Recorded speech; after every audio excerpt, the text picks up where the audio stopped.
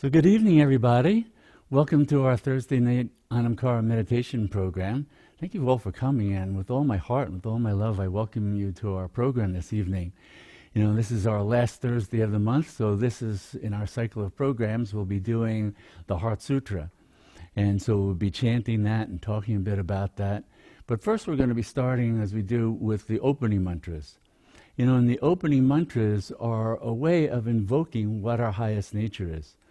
And all the different practices that we teach and share through the Anam Cara Meditation Foundation are aimed at bringing us into really just accessing our highest self, our highest nature.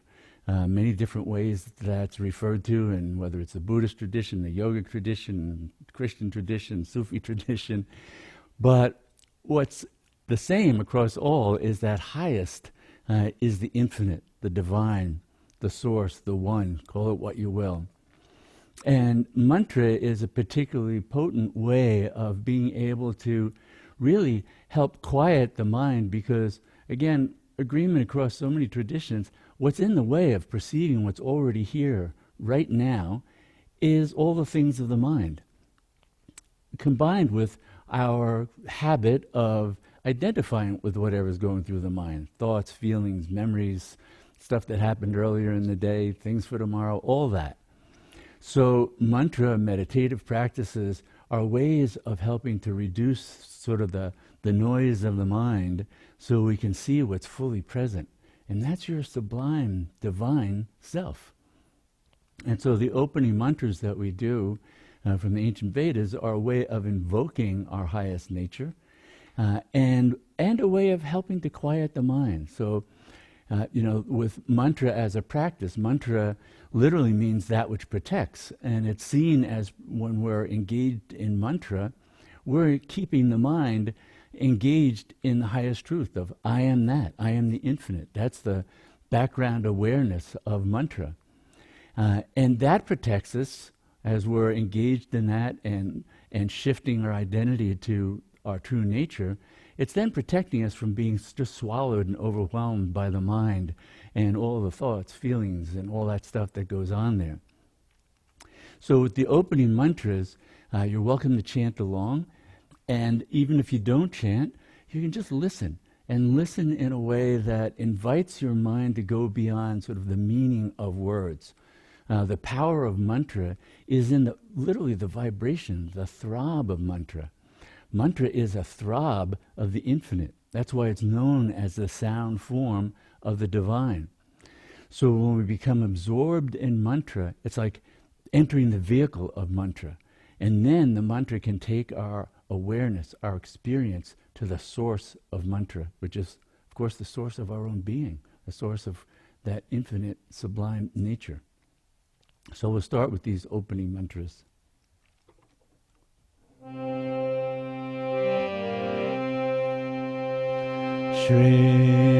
Mata Kalim Devi Ki Jai Gajananam Bhutta Ganari Sevitam Kalpita Jambu Palacharu Bhakshanam Umasutam Shokam Vinashakarakam Namami Vigneshwara Parapankajam Shri Ganeshaya Namaha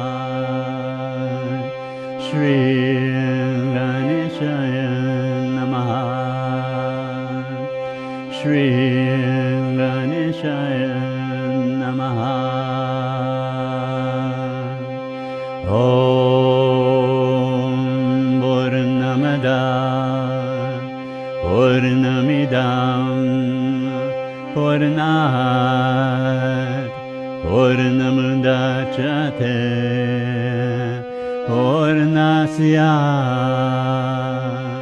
Purnamandaya Purnameva Vashishate. Om Shanti Shanti Shanti Shrimata Kali Devi Ki Jai.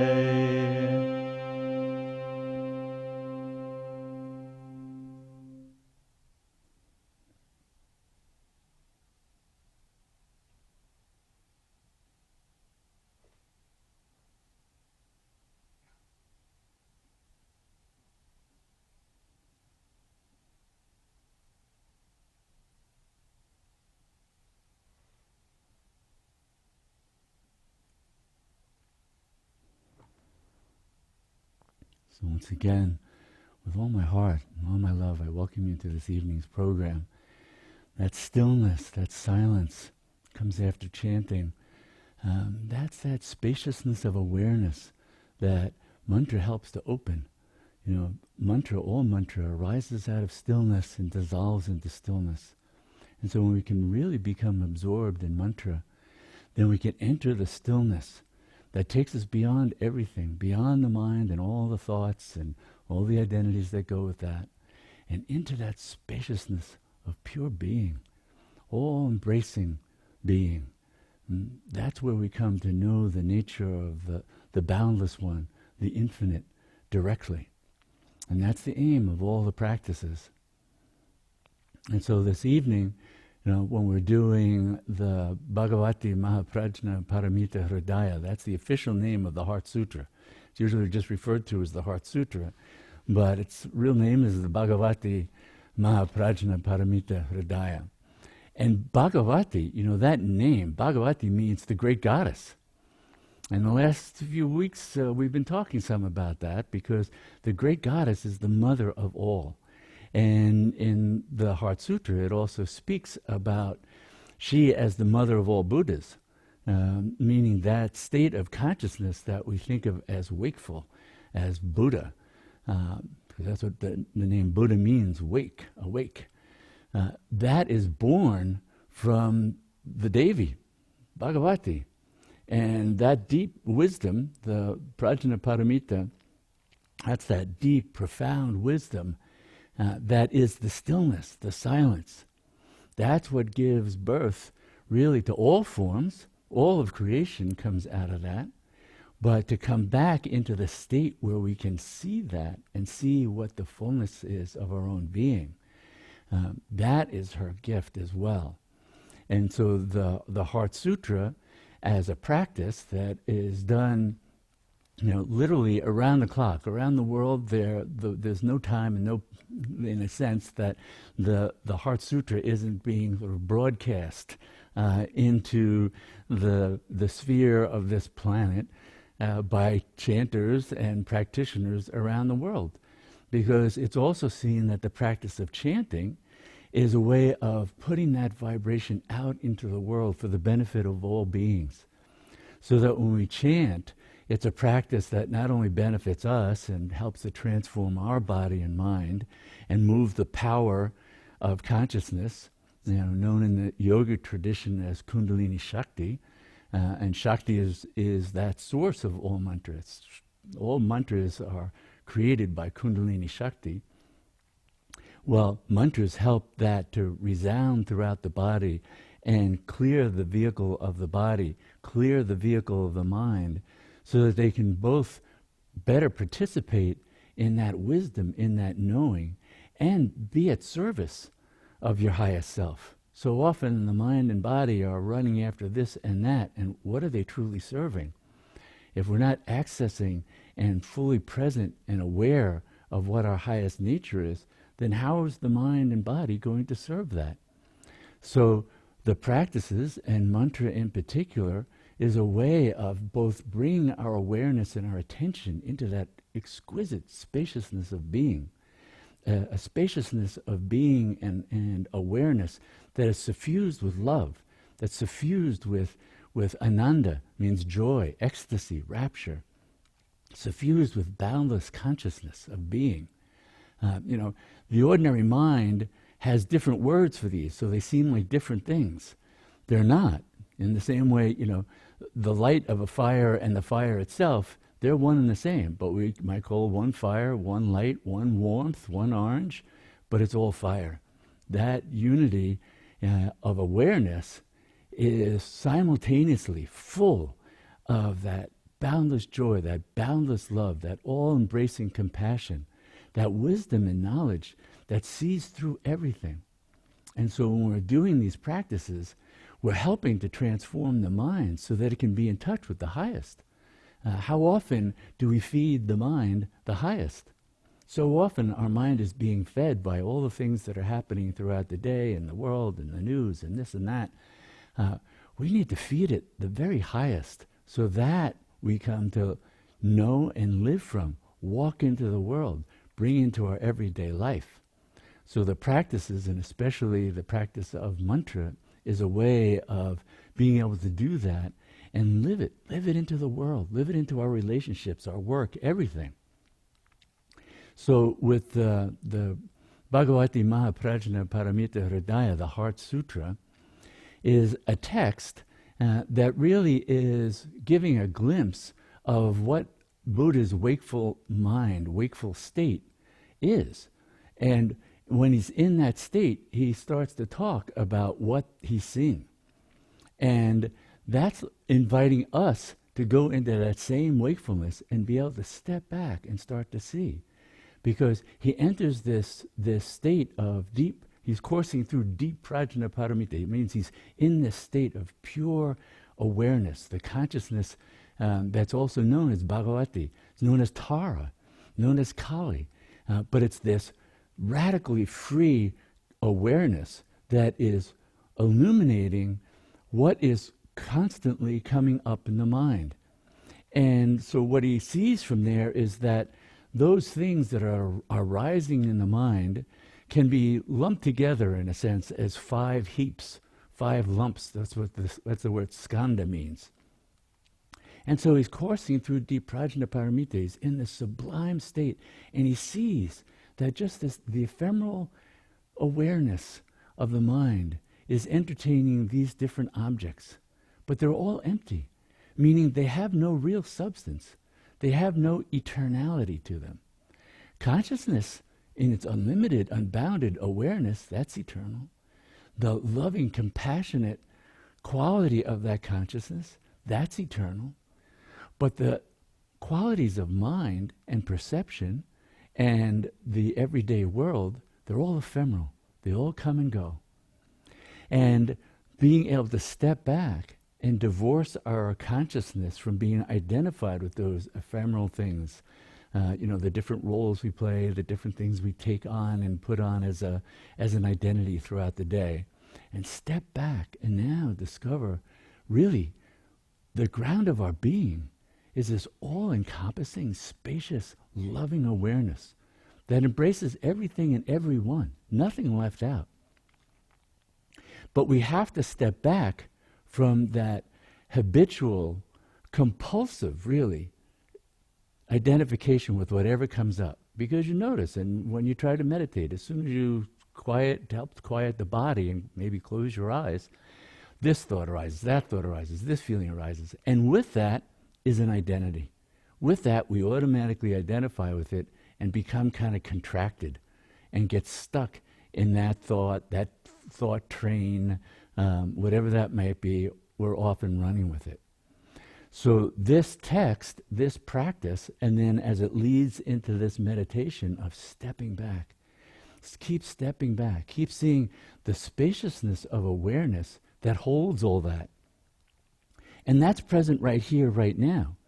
So even as you're listening to me and looking at whatever you might be looking at, your awareness can see. You can see your mind and what's it's engaged in. You can see with your awareness, your body, sensations that are arising. You may shift your awareness and notice your foot. You might shift your attention and notice your elbow.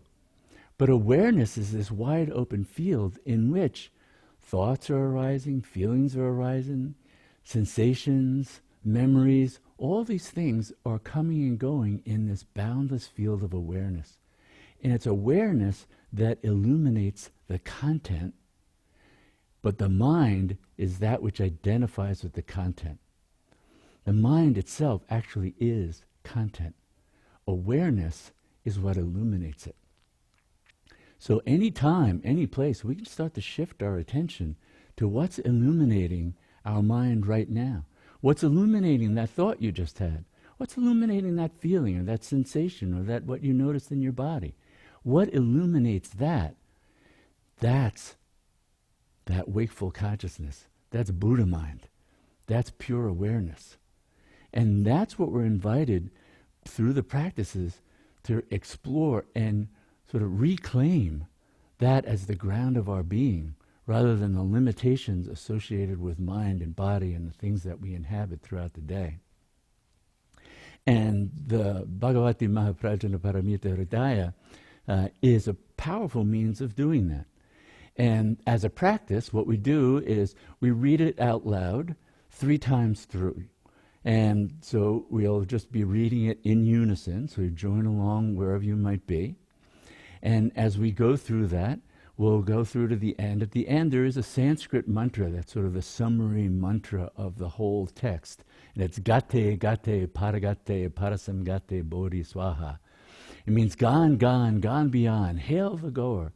Bodhisattva, the Buddha. So may it be. That's you. It's talking about you. You're the Buddha. You're Buddha nature. And you're waking up to what's already present. Your Buddha nature is already fully present, fully unfolded, fully developed. So it's really when we let go of the mind, we can begin to know and inhabit the truth of who we are. That's the invitation that Buddha put out to the universe through the practices that he passed on, that are in many ways like other practices from other traditions, inviting the same thing of coming back to the truth of who we are. So as we do this, we're going to be, again, reading this out loud 3 times through. And it's also a contemplative exercise, because it brings to mind thought forms, in other words, ideas and thoughts that we are not necessarily, typically entertaining in our mind. But they're sort of medicine for the mind. Detach. You're not this, you're not that, you're not this other thing. There is no mind, there is no thought, there is no feeling, there is no tongue. You'll see all this. And it's a way of trying to counter that compulsive habit to identify with everything about the mind and body, and in so doing become limited. So for a while we have to disidentify with it to reclaim the fullness of who we are, and then we can see the fullness of who we are encompasses all. So we'll go through this 3 times. Then at the end, we'll just sit in the stillness, in the silence. We'll just sit in that awareness that comes from the gift of the mantra of the Heart Sutra. Right, so we're going to start that now. So here we begin. Avalokiteshvara, a bodhisattva coursing through deep Prajnaparamita, clearly saw that all 5 skandhas are empty, transforming all suffering and distress. Shariputra, form is no other than emptiness, emptiness no other than form. Form is exactly emptiness, emptiness exactly form. Sensation, thought, impulse, consciousness are also like this. Shariputra, all things are marked by emptiness.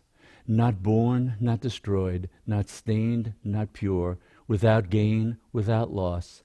Therefore, in emptiness, there is no form, no sensation, thought, impulse, consciousness. No eye, ear, nose, tongue, body, mind. No color, sound, smell, taste, touch, object of thought. No realm of sight to no realm of thought. No ignorance, and also no ending of ignorance to no old age and death. And also no ending of old age and death. No suffering, and also no source of suffering. No annihilation, no path. No wisdom, also no attainment. Having nothing to attain, bodhisattvas live Prajnaparamita, with no hindrance in the mind. No hindrance, thus no fear. Far beyond delusive thinking, they attain complete nirvana. All Buddhas, past, present, and future, live Prajnaparamita, and thus attain Anuttara Samyak Sambuddhi. Therefore know that Prajnaparamita is the great mantra, the wisdom mantra, the unsurpassed mantra, the supreme mantra, which completely removes all suffering. This is truth, not deception. Therefore set forth the Prajnaparamita mantra. Set forth this mantra and say, Gate Gate Paragate Parasamgate Bodhi Swaha.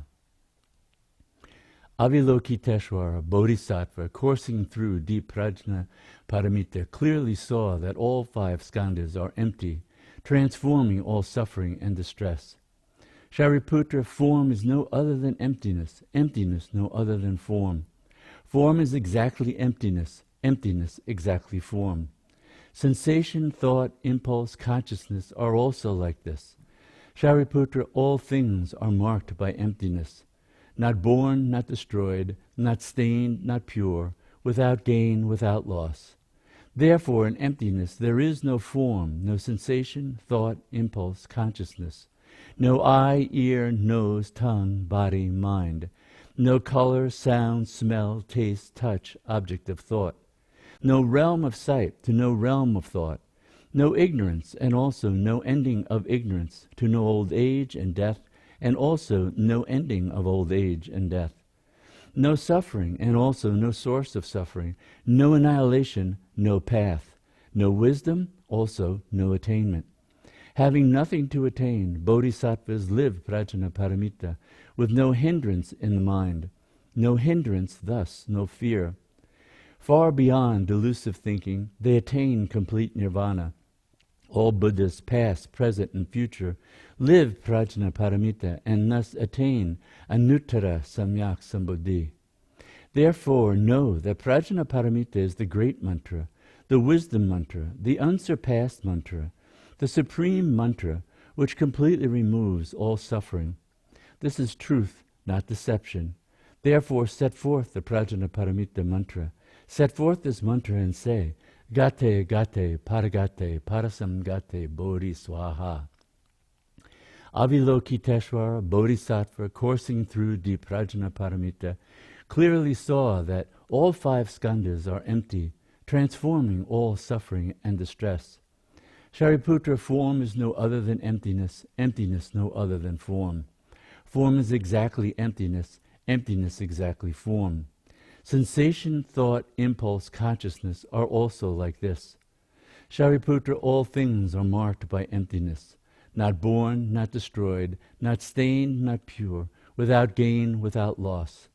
Therefore in emptiness there is no form, no sensation, thought, impulse, consciousness. No eye, ear, nose, tongue, body, mind. No color, sound, smell, taste, touch, object of thought. No realm of sight to no realm of thought. No ignorance and also no ending of ignorance. No old age and death and also no ending of old age and death. No suffering and also no source of suffering. No annihilation, no path. No wisdom, also no attainment. Having nothing to attain, bodhisattvas live Prajnaparamita with no hindrance in the mind. No hindrance, thus no fear. Far beyond delusive thinking, they attain complete nirvana. All Buddhas, past, present, and future, live Prajnaparamita, and thus attain Anuttara Samyak Sambuddhi. Therefore know that Prajnaparamita is the great mantra, the wisdom mantra, the unsurpassed mantra, the supreme mantra, which completely removes all suffering. This is truth, not deception. Therefore set forth the Prajnaparamita mantra. Set forth this mantra and say, Gate Gate Paragate Parasamgate Bodhi Swaha.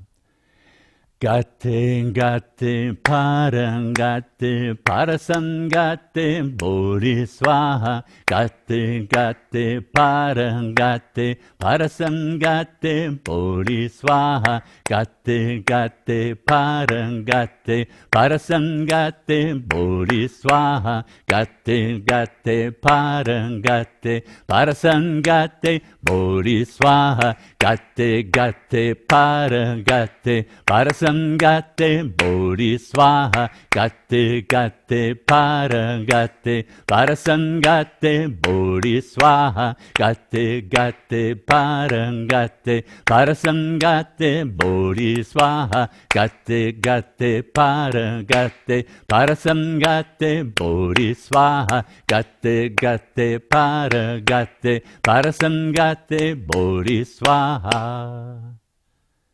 And then just sit in that stillness.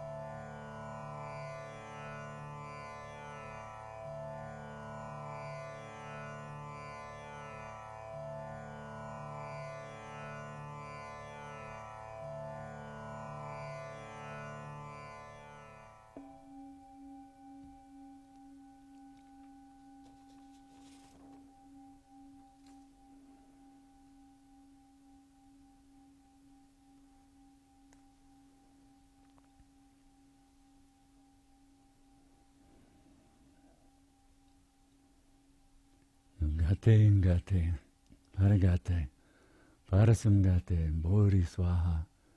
Gone, gone, gone beyond, completely beyond. Hail the Bodhisattva, hail the Buddha, or the goer, yourself, your own sublime nature. And so the mother of that is Bhagavati, the great goddess. And in the Buddhist tradition, she's also known as Tara. This is Ma Tara. And so the Tara mantra is another way of invoking that sublime presence. And especially in its form of boundless compassion, boundless love, the one who leaps forward to remove suffering from all beings. And so Tara in the Buddhist tradition, Kali in the Hindu yogic tradition, is that feminine face of the infinite, the mother of all, and that boundless loving compassion she brings into the world. And when called upon through this mantra, so this mantra that we're going to be doing now is Om Tare Tu Tare Tore Soha. Om Tare Tu Tare Tore Soha. And it's an invocation of Mother Tara and taking refuge in her. And may she come and remove all suffering, all your suffering, the suffering of all beings. Calling on that power, calling on that boundless one, who is your root nature. So, the ordinary mind starts out, these are separate things. Buddha in yourself, Tara in yourself, boundless consciousness in yourself, boundless compassion in who you are. But through practice, we come to know that, no, that is our true nature. You are that boundless one.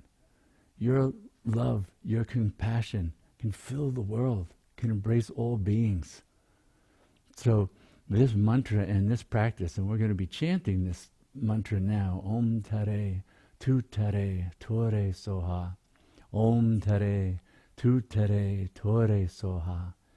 And just as you're chanting it, in whatever way your mind, your heart goes to that boundless loving presence, just let it be carried there, so that the mantra is helping to invoke that living awareness of boundless love, boundless compassion, boundless kindness, and bringing it into the world. And as we chant, we're literally putting it out into the world. And after the chant, we're going to do a particular practice that's also related to Tara as that boundlessly compassionate one, our own Buddha nature, and bringing that into the world. So we're going to start this chant now, and as you pick it up, just chant along at home, turn up the volume, and so Om Tare Tu Tare Tore Soha.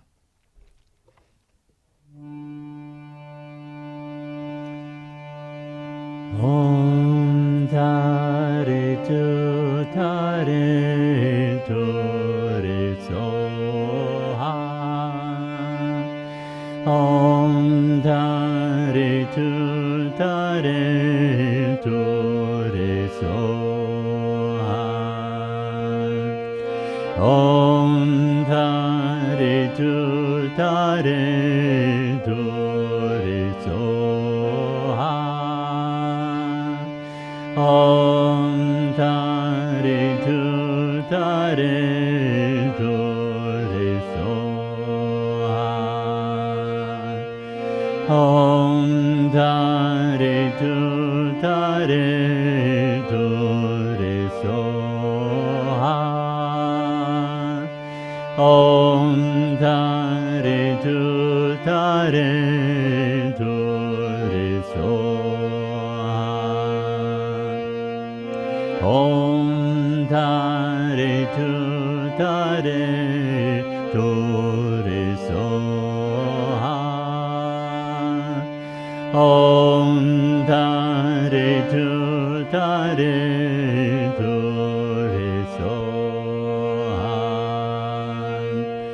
Om Tare Tu Tare Tore Soha. Om Tare Tu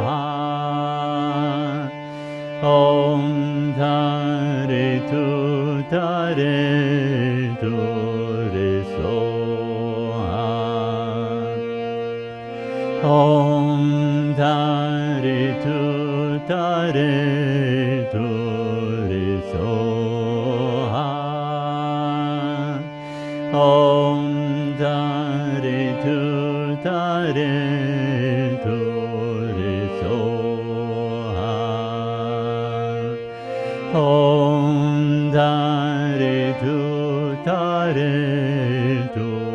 re so ha. Om tare tu re so ha. Om tare tu re so ha. Om tare tu re so ha. Om tare tu re so ha.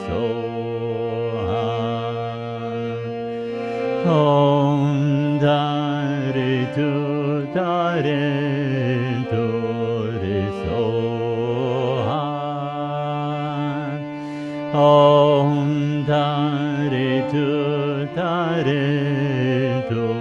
re so ha.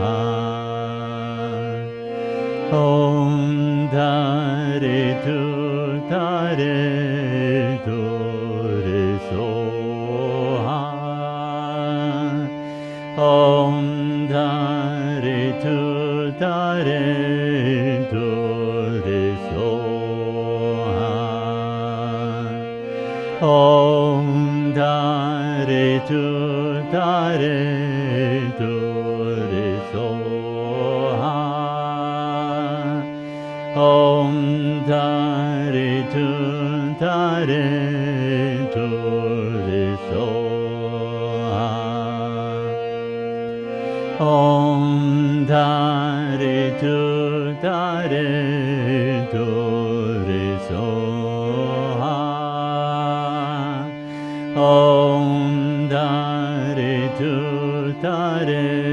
re so ha. Om tare tu re so ha. Om tare tu re so ha. Om tare tu re so ha. Om tare tu re so ha.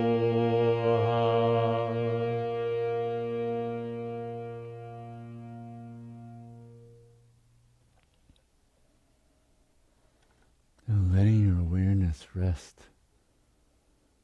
Rest in that stillness, that spaciousness. It's a spaciousness of heart. It's a boundlessness of compassion and love.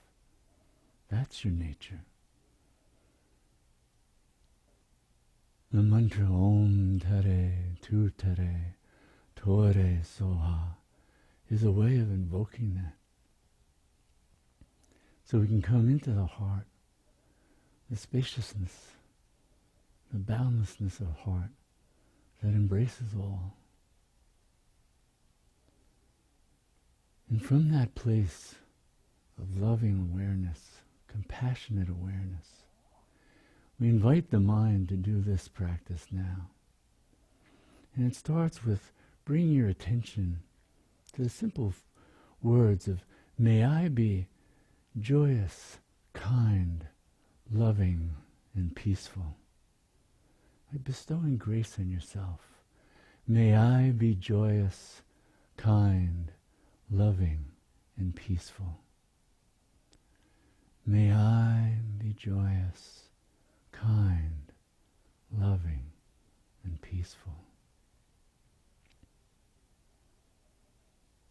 Letting the mind repeat that silently over and over. May I be joyous, kind, loving, and peaceful.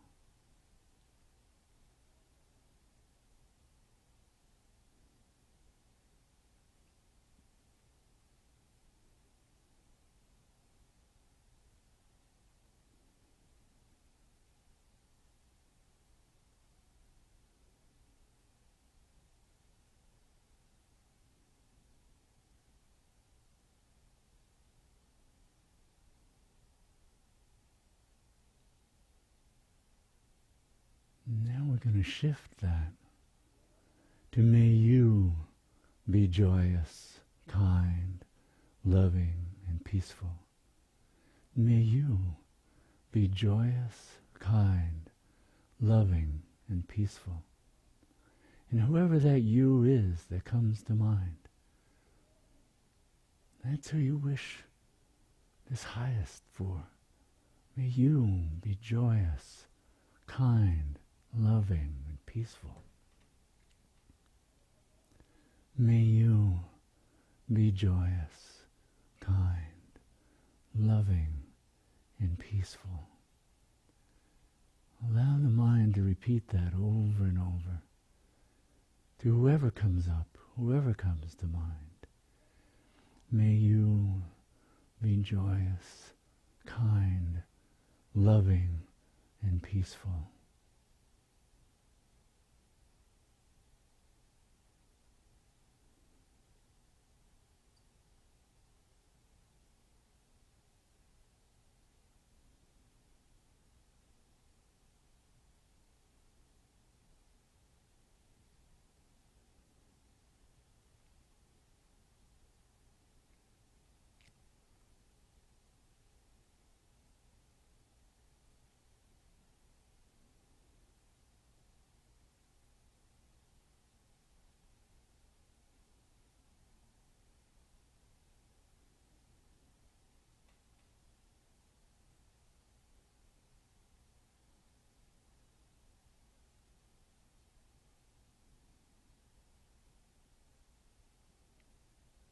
Now we're going to expand that to may we be joyous, kind, loving, and peaceful. May we be joyous, kind, loving, and peaceful. Have the mind repeat that over and over silently with the fullness of heart that wishes that, bestows that grace upon all. May we be joyous, kind, loving, and peaceful. May we be joyous, kind, loving, and peaceful.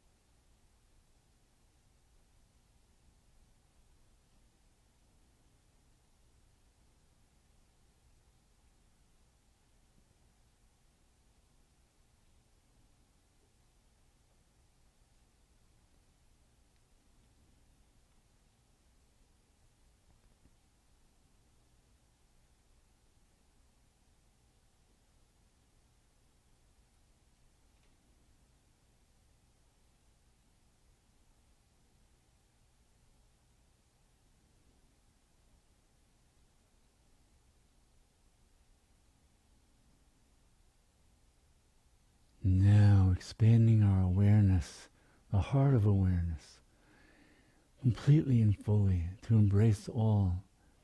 So now we say, may everyone, everywhere, be joyous, kind, loving, and peaceful. May everyone, everywhere, be joyous, kind, loving, and peaceful. May everyone, everywhere, be joyous, kind, loving, and peaceful. May everyone, everywhere, be joyous, kind, loving, and peaceful. Silently repeating that, wishing that for the benefit of all.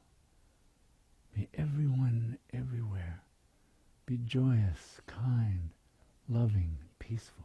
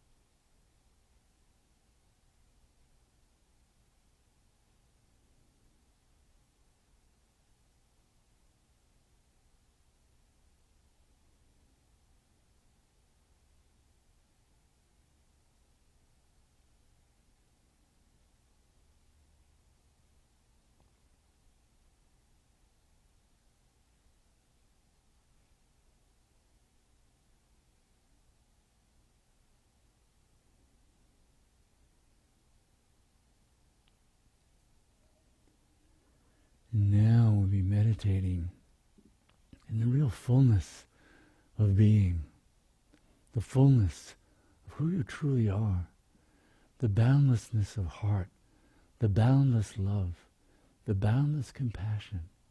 This is who you are. So now seeing your boundless love, your boundless compassion, reaching out and embracing all of creation, all beings, everywhere, all of creation is held in that awareness, that boundless consciousness that has also boundless heart, boundless love, that holds all in love, compassion. Meditate on that. The fullness of your entire being that holds all in loving awareness. So that whatever arises, you see that too embraced by loving awareness. Whatever thought, whatever feeling, whatever comes, whatever goes, it's all held in that boundless consciousness, that boundless loving awareness. Keep coming back to that. That's the truth of who you are.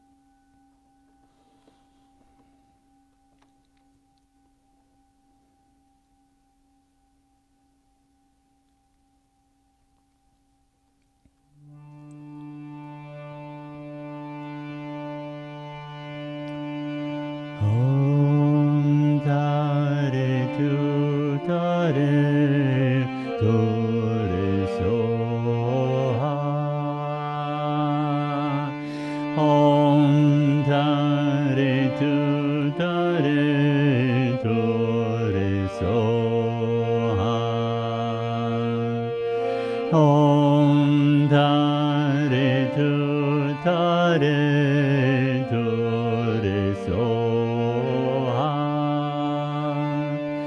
Om Tare Tu Tare Tore Soha. Om Tare Tu Tare Tore Soha. Om Tare Tu Tare Tore Soha. Om Tare Tu Tare Tore Soha. Om Tare Tu Tare Tore Soha.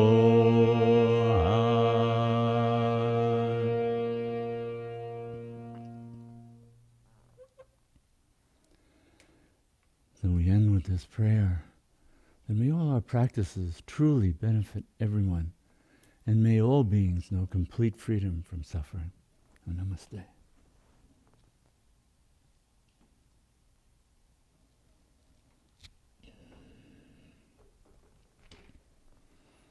Om Tare Tu Tare Tore Soha.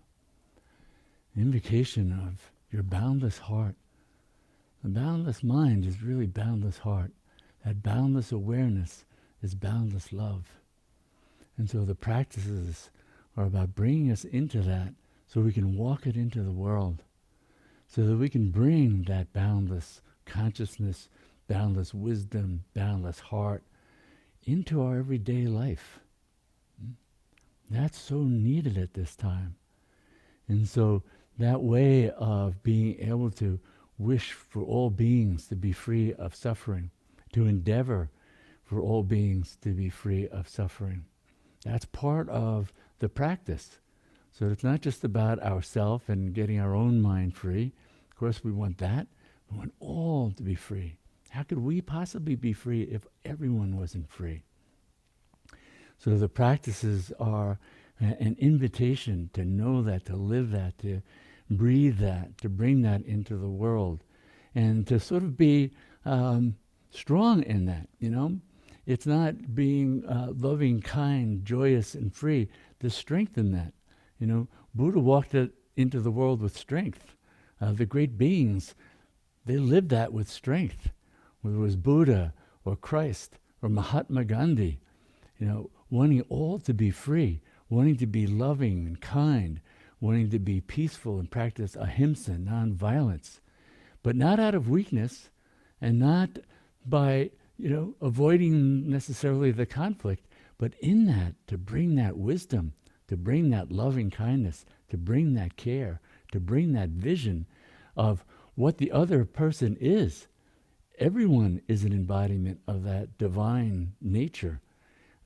Some it may be farther away and from their consciousness, from their experience, from their access, but it's the root of all beings. And so we want to treat all beings with that, even as we're bringing this into the world. And so whatever happens over the next week, until we meet again next Thursday, keep coming back to that awareness of bringing that loving, kind, joyous, free, peaceful nature into your own being and into the world. That's what we're empowered to do, and that's what we're called to do in this time. You know, we're called to stand for Dharma. The highest Dharma is to be loving, kind, compassionate, wise, but with strength, with the power that's behind that. The thing called Dharma Shakti, the power of Dharma. And it supports, gives us strength to be able to live that in the face of a-dharma and people being non-dharmic. So keep coming back to the practices and take refuge in that so that that can be lived into the world, into your everyday life and relationships. And mantra is an exquisite way of keeping the mind present in that, whether it's using the Tara mantra or Om Kali Ma as the Kali mantra or Om Namah Shivaya, the Maha mantra of Shiva, the auspicious one. It immerses our awareness in the highest truth so that we can stay present with that and live that into the world fully, fully in our actions, fully in our heart, fully in our mind. And so that's what we're called on to do. So I want to thank you all for coming this evening and really bringing the power of your practices, that you have that commitment, that you came this evening, that you do practices on your own, and that you endeavor to bring that wisdom and that grace into everyday life and into the circle of friends and loved ones and co-workers and everyday humanity that we're dealing with, that we can be a living presence of that and carry that presence so desperately needed into the world. So thank you for doing that in every way that you do, because that is absolutely critical. So again, thank you for coming, and thank you for the many ways that you support Anam Cara and the work of the Anam Cara Meditation Foundation as a nonprofit by coming and enjoying the program, sharing our e-newsletter and the videos that we put up on the Anam Cara YouTube site. Sharing those is also great and helpful. And of course, thank you so much for the donations that make all of this possible. It's your support that makes that all happen. So again, with all my heart, with all my love, thank you for coming and being with us this evening. I look forward to seeing you next week.